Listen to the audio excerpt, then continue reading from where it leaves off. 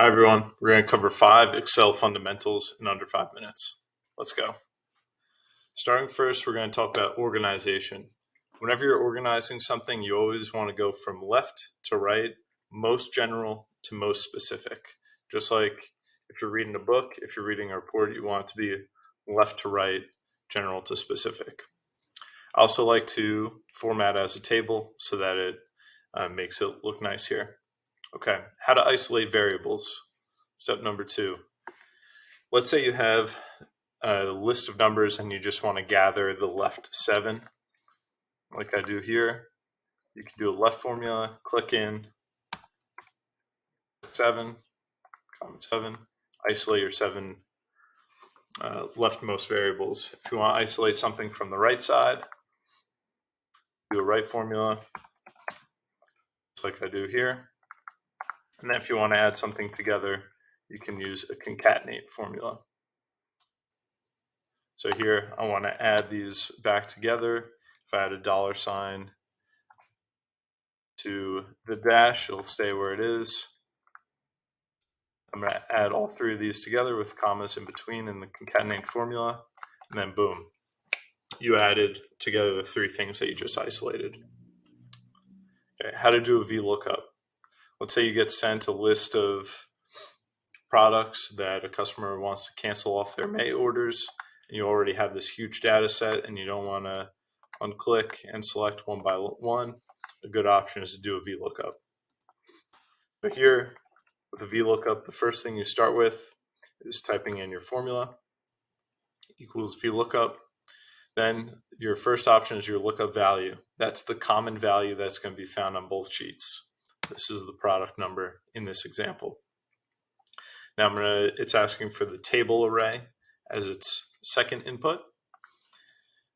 I'm going to have 2 columns I'm going to select as my table array. You always want the common variable on the leftmost side of the table array. Next, it's asking for column index number. That's the information you want to bring into your other sheet.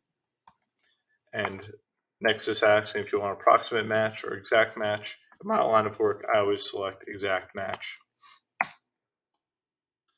Now you can see you have a VLOOKUP.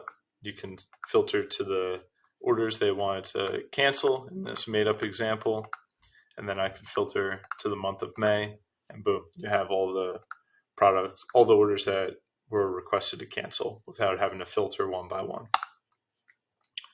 How to create a pivot table. Start by selecting insert, then pivot table, and OK. I always like to right click, go into pivot table options, display, and select classic pivot table layout. From there, I like to remove subtotals and select repeat all line items. I think it makes the pivot table look a lot nicer. Now you can start to organize things. Again, I like to do from left to right, most specific, most general to most specific. And here you can just organize things in more of a high-level summary without having to pull a new report. Okay, so now you have your pivot table, you're able to pull a summary. Let's talk about how to add in a formula. So let's say you have your total units, you have your open units, you have your late units here. Or let's just look at total and open. You can select Analyze, Field Items and Sets, Calculate Field, and let's create one that's % open units.